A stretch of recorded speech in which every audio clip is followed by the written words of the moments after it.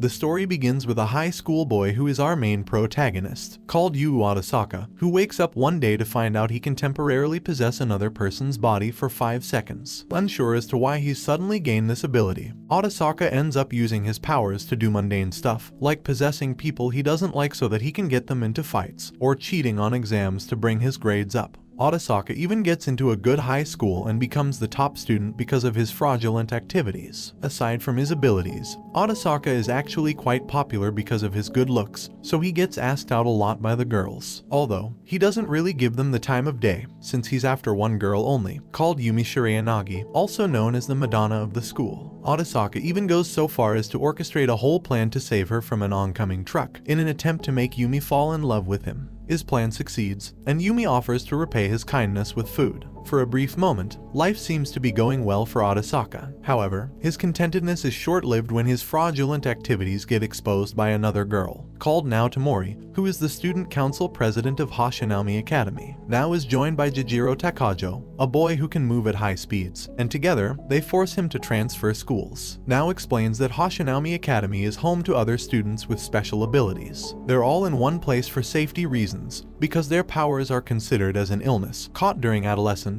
and will disappear in due time. To make him believe her, now uses her power, which is the ability to become invisible in front of one target. At the end, she and Jijiro succeed in their plan, and tell Atasaka that he's also going to be part of their student council to help them overthrow those that abuse their powers for no good. Back home, Atasaka is greeted by his little sister called Ayumi, who tells him they're both getting transferred to Hoshinami Academy as scholarship students. And at the behest of their uncle, the siblings also move to a better apartment beside the school. This is the start of Atasaka's adventures at the academy. At his new school, Atasaka gains more information about people with special abilities. Now tells Atasaka that people like them have long been taken as guinea pigs for neuroscientists, which is why it's important that they stick together. She further explains that the student council is the only group that is entrusted with a special mission, which is to get a hold of those with special powers and either protect them or threaten them to never use their powers. Now then gathers Atasaka and Jijiro and brings them to the student council room. Once inside, Atasaka meets the council's helper, who is another student with powers that gives them their first case. That is to find the person who can use thoughtography, which is the ability to burn images from their mind onto surfaces using psychic means. They head to a nearby school, and the trio split up to ask around for any rumors or strange incidents that involve photographs. Suddenly, they spot a suspicious student, and now commands Atasaka to possess the student to make him stop running. Jijiro proceeds to tackle the poor guy, as now scrounges around his belongings. She finally sees the evidence she needs, lewd pictures of a pretty student. Upon further questioning, they find out that the pictures were bought from a guy named Yudo. The trio catch the culprit, who is the captain of the archery team. Now confronts Yudo, who tells her that he's doing this to help his ill parents. Yudo tries to threaten now with lewd pictures of her own, but it backfires as now tries to reason with Yudo, saying if he keeps using his powers his life will be ruined. This seems to get through to him, and the trio leave him alone. The next day, now takes Atasaka somewhere. On the way there, now tells Atasaka that her brother, called Kazuki, was the first person to gain a special ability. However, as he was about to sign with a record company, their mother begged them both to enter a boarding school. A scientist who had relations to this boarding school did experiments on Kazuki, and made him stay in a sanatorium until he couldn't even recognize his own sister. Now, as they reach their destination, it is revealed that now took Atasaka to see her brother, who is currently tearing up his room. Once he's calmed down with painkillers, now takes her brother outside for some fresh air. Atasaka offers that there may be a cure for Kazuki, but now tells him that scientists treat people with powers like batteries. Once they run out of power, they discard them for another person with a special ability. The trio get another case, a spiritual medium who can channel the dead, and someone with pyrokinesis. The person they're looking for is Yusa Nishimori, a popular vocalist idol for the group Hero Hero. In their pursuit, they encounter a guy who asks why they're looking for Yusa. Now doesn't say anything, except that they know she also has supernatural abilities, and that they can help save her. The guy takes them to see Yusa, and they discover that her powers seem to be a two-in-one thing, because Yusa can channel the dead as a medium.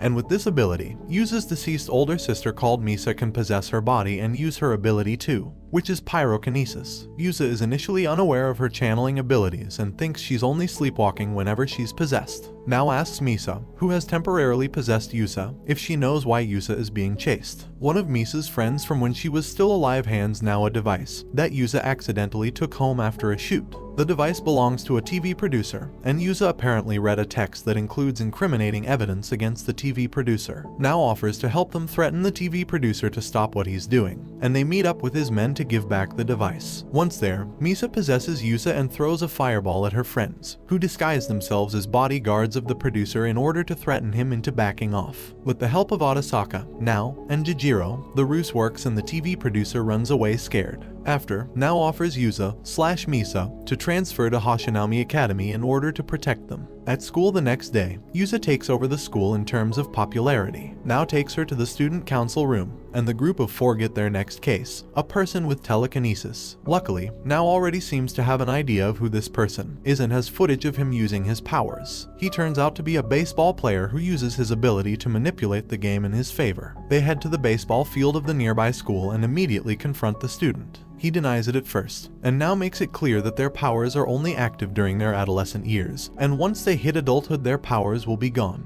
In order to make the guy listen to them, Nao suggests a friendly baseball match. The guy, called Arifumi, agrees. The group of four plus a couple of other students from their school start the match against Arifumi's team. As the game progresses, Nao, Arasaka, Jijiro, and Misa, who has overtaken Yusa's body by the way, use their abilities in order to eventually win the game. In the end, Arifumi is forced to never use his ability again. The group get another case, a person whose ability is to float on air. Nao procures an occult magazine that reports sightings of a man who can supposedly fly. Thinking that's where they'll see the suspicious person again, the quartet then head to the mountains on an impromptu camping trip. One night, while waiting for the ability wielder, Arasaka finds Nao listening to music by herself. Arasaka asks what music she's always listening to, and Nao replies that it's Shind, a band that her brother used to love. The pair happen to bond over music as they watch the city below come to life. During this time, Nao casually says her dream is to someday film a music video for Shind, and she gives Arasaka her music player to let him listen to music whenever he wants. As the pair rejoin Jijiro and Yusa, Nao notices that they're being trailed by their person of interest. True enough, as they're preparing their next meal of roasted corn, a man calls out for their attention. After conversing with them for a bit, the guy fails in trying to shoo them away so he can practice flying. He tries to steal Nao's camcorder, but she lures him in an abandoned well to trap him. He ends up using his powers to fly out and takes the camcorder and flies way up into the air. Arasaka takes over his body and stops him from getting away, and Nao explains the dangers of using their powers. The guy, whose name is Sato, explains that he had dreams to someday fly freely through the skies, but relents in not using his powers anymore for his own safety. Once back home, Arasaka notices that Ayumi has developed a fever. The next day, Arasaka discovers that Ayumi's fever hasn't gone down yet. In the student council room, the group get a case that involves a person who can make someone collapse. They also manage to figure out that this person is living in the same apartment complex they all live in. Nao deduces that this can't be an adult staying at home, because powers only appear during adolescence. Therefore, this is someone who's at home sick from school. Immediately, Arasaka thinks it's his sister, and tells everyone that Ayumi is currently bedridden because of her fever. Arasaka and his friends check on Ayumi's condition. However, the trio quickly find that 3 of Ayumi's friends are there with her, including Oikawa, the guy that Ayumi rejected. Later that evening, Ayumi tells her brother that she had a nightmare earlier, and she dreamt that the ground started to crack. The next day, Arasaka reports his findings to the rest of the group. With so little information about this power, Arasaka tells Ayumi to stay home again tomorrow. Arasaka and Jijiro get called to the student council room, only to find out that Ayumi snuck in at school today. Elsewhere, Ayumi encounters Oikawa, who then asks her if she's willing to go out and eat with him today after class. However, Ayumi rejects him once again and leaves to go back to class. On the way there, she meets another friend, Kanishi, who confronts Ayumi for stealing her boyfriend, Oikawa. Ayumi panics at the sight of Kanishi brandishing a cutter and tries reasoning with her. When she couldn't reason with her, Ayumi breaks out and tries to run, but eventually gets cornered somewhere in school. Just as she's about to get hurt, Ayumi's powers awaken and the ground beneath her starts to crumble. Meanwhile, the group manage to sneak into the middle school, only to find a part of the building gets destroyed.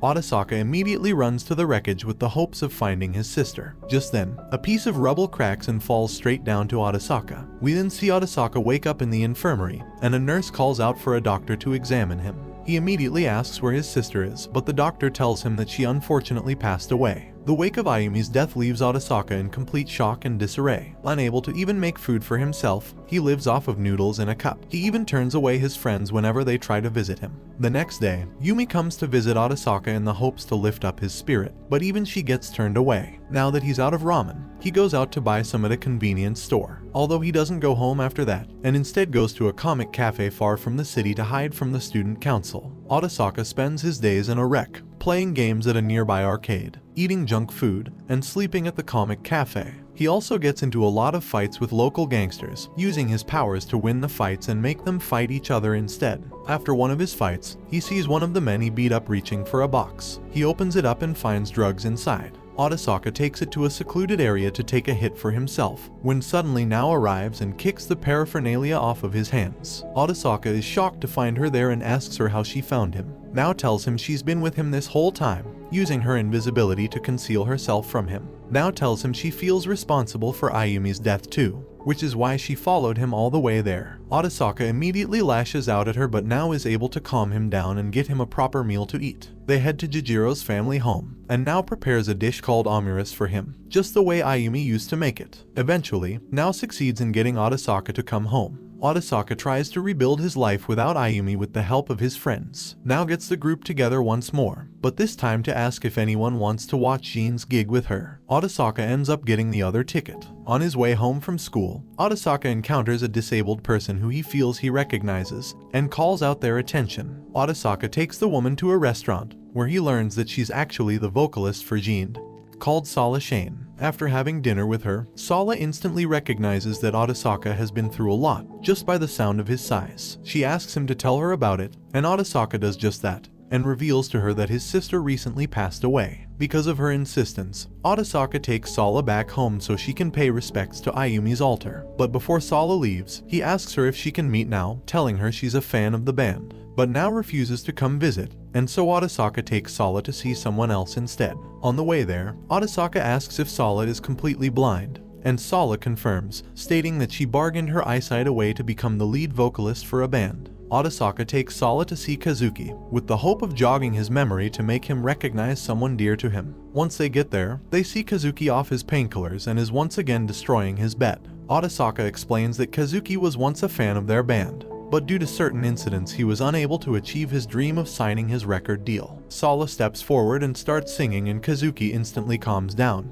seeming to recognize Sala's voice. In his calm state, Arasaka asks if he can remember his little sister, and Kazuki is able to speak Nao's name. After parting ways with Sala, Arasaka receives a call from Nao, saying she's at the hospital right now, and thanks Arasaka for helping her brother. Arasaka meets Nao at Jin's gig, and he seems smitten at seeing her in casual clothes. As they watch Jin perform, Arasaka seems to remember something about his past. We get a flashback of Arasaka and Ayumi at a hospital. It appears that the siblings are there for research purposes related to their supernatural abilities. While lining up to get food at the cafeteria, it is revealed that Arasaka and Ayumi have an older brother, called Shunsuke, who has the ability to travel through time. As the siblings eat, Arasaka dwells on how the scientists think his ability is that he can only take over a person's body for 5 seconds, as if they found out about his real capabilities, they would take his freedom away, just like their big brother. Just then, a man named Kumagami sits close to Arasaka and whispers to him that he's found someone with telepathy,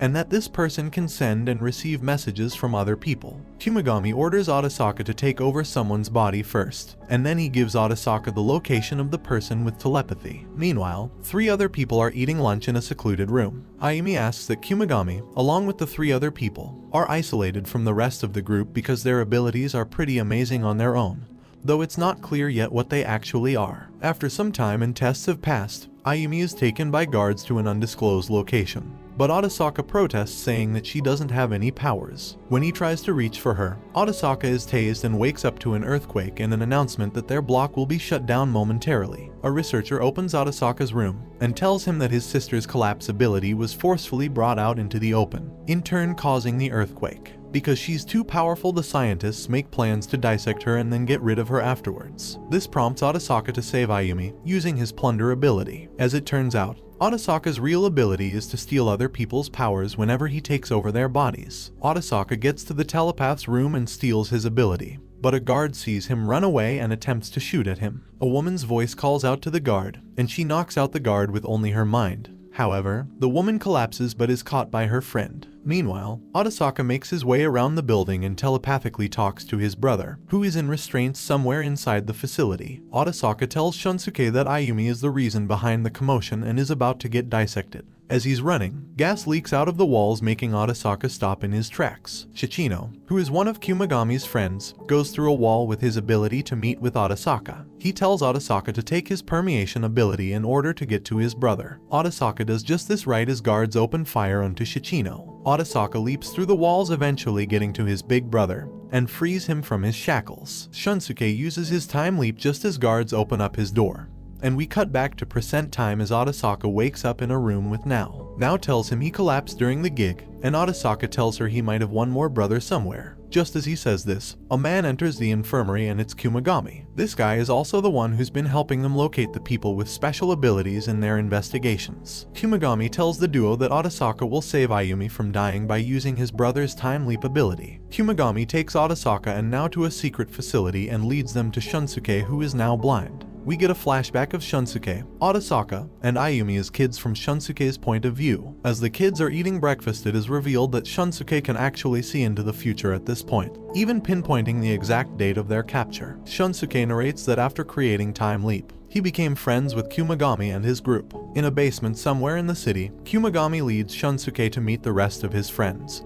We have Shichino, with the ability to pass through walls, Medoki, who can hypnotize anyone to fall asleep, but she ends up falls asleep afterwards, and Midamori, who can erase memories by touching the target. Shunsuke was able to create a secret organization filled with teenagers with special abilities. Eventually, Shunsuke decides that they need funds in order to employ other people, and thus makes another time leap into the past to bet on horses, or gamble, or win the lottery. However, by using up so much of his ability, Shunsuke's vision starts to get blurry. He figures out that he's slowly going blind because of the overuse of power. At this point, Shunsuke has already celebrated his 15th birthday countless of times already. But while eating with his siblings, a young Arasaka asks him what his plans are for high school. Here, Shunsuke gets the idea to establish Hashinaumi Academy, in an attempt to save his siblings and other kids like them from getting experimented on by scientists. However, Shunsuke can only go back in time for one last time leap, before going completely blind. Shunsuke goes back in time, saves all of them, and buys an institution to start his plans. However, Shunsuke makes one last request, and that is to erase Arasaka and Ayumi's memories of him because he can't risk people knowing of his existence. Kumagami also follows suit and builds another school that will protect people with special abilities, now known as Hashinaumi Academy. Back in the present, Nao tells Arasaka that she and Jijiro have always been aware of what Arasaka's true ability is. Upon further investigation, every person Arasaka has possessed have lost their special ability, making it clear that once Arasaka steals the power, it's gone for good. Shunsuke asks Arasaka to take his time leap away to go back in time and save Ayumi, by taking the collapse ability from her. Arasaka goes back in time, on the day that Ayumi is on bed rest because of her fever. Arasaka wastes no time in telling Nao and the others about Ayumi's special ability, and he relives the entire day with Nao. However, before she leaves his apartment, he tells Nao that he actually used Time Leap to go back in time to save his sister. With Nao fully understanding what's going on, Arasaka goes back inside and steals Ayumi's ability before she gets into the accident that kills her. The next day, Arasaka drops off Ayumi at school. Now, Jijiro and Yusa appear and disguise themselves to sneak into the middle school. However, Jijiro is immediately caught while Arasaka hides himself inside a locker. Elsewhere, Yusa gets recognized and now escapes the crowd before they get into more trouble. We cut to Ayumi getting confronted by her friend with the cutter again.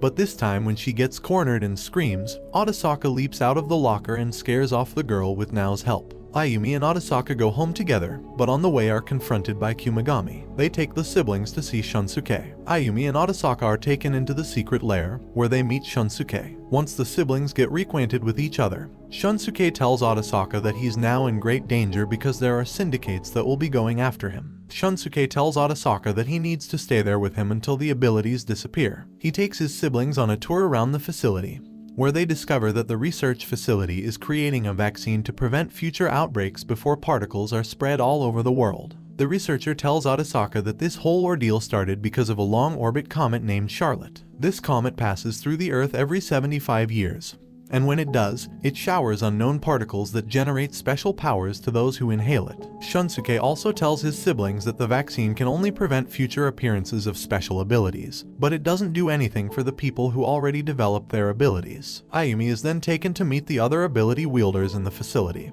including Shunsuke's friends, since they're now going to be living together. As time progresses, Ayumi and Atasaka seem to be settling down well with the others. However, when Kumagami gets a whiff of another ability wielder, he sets out to meet with the student council. Atasaka tries to come with him, but is stopped because it's too dangerous. As Kumagami is driven by Furuki, he immediately gets the sense that something is amiss. Furuki starts spouting something about people threatening his family, and takes Kumagami to an unknown location. A group of people emerge from the shadows and ask Furuki to leave them. Kumagami is then subjected to physical abuse and gets restrained. Once he regains consciousness, he is tasked to give them information about every ability wielder he knows. He initially refuses but gets hurt into divulging information. Elsewhere, Shunsuke gets a call from the group's leader and asks him to hand over Atasaka to them, or else now gets hurt. Shunsuke lays out a plan to have Atasaka rescue Kumagami and now, but the younger man seems to panic at the thought of having to rescue them on his own. Though after some time, he eventually relents and Furuki takes him to the rival group's hideout.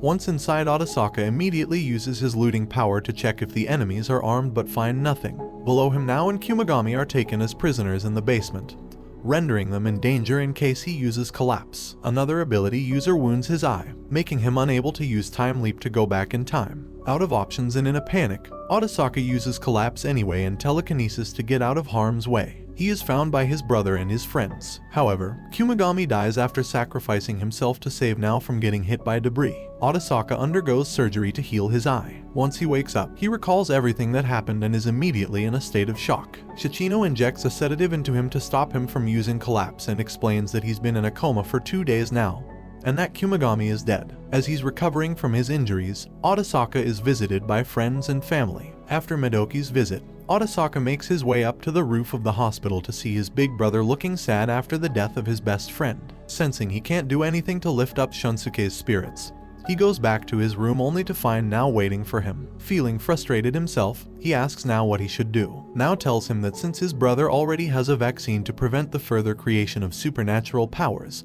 the next time the comet Charlotte appears, Atasaka should now steal the abilities of those with powers, to save them from falling victim to terrorists who might want their powers for themselves. It's risky, since no one knows what will happen to Atasaka after, but it is a way to save everyone else. Atasaka doesn't even give it much thought and agrees with Nao's dangerous plan. When she asks him why he's so ready to push through with it, he tells her that because he wants to be the one to save her from now on, and that he's now fallen in love with her. Nao is a little confused by the sudden confession since their compatibility is a little off, but eventually tells Atasaka that she'll be waiting for him after he saves everyone else. Atasaka starts with Nao and steals her invisibility. Then, Atasaka makes his way back to the roof and tells his brother of his plans. Shunsuke says it's impossible, but Atasaka's mind is made up, and he sets off to steal everyone's abilities. After getting discharged from the hospital, Jijiro and Misa ask Atasaka to now take away their abilities. Atasaka is a little hesitant, because if he takes away Yusa's power then Misa will fade away. But she assures him it's fine, and Atasaka takes away their abilities. Atasaka travels the world to steal everyone's abilities, including those who haven't fully shown their power yet. However, as he keeps taking powers, it slowly takes a toll on him as he starts losing his sense of self and his memories. One day, Atasaka wakes up to him covered in grime and soot, vaguely recalling himself attacking a base of syndicates last night. As the days progress, Atasaka starts to lose more and more of his memories, even forgetting who Nao is. Still, on the days when Atasaka has full control of himself, he continues to loot the abilities of people around the world. News of his mission spreads across continents, and people now dub him as the One-Eyed Grim Reaper. One night as he's looking for the very last ability wielder, he gets shot by a man with an arrow. Weakened from the weight of the powers in his body, Atasaka is brought to his knees. Just then, a young girl comes to his rescue and buys him enough time to get back on his feet. He steals the girl's ability and tells the girl to go home. He faints from overexhaustion, and luckily, his brother finds him and brings him back to Japan. Once Atasaka wakes up, he's forgotten everything about himself and everyone else. Now greets him, saying she's his girlfriend, but he doesn't remember her at all. Now gets a bit sad, but she greets him happily anyway, welcoming him back home. We then see Atasaka surrounded by his family and friends, promising each other to fill their lives with only fun things from now on. And this brings the anime to an end. Don't forget to like and subscribe if you enjoyed, and turn on the notification bell so you never miss out on another video. Until next time, take care.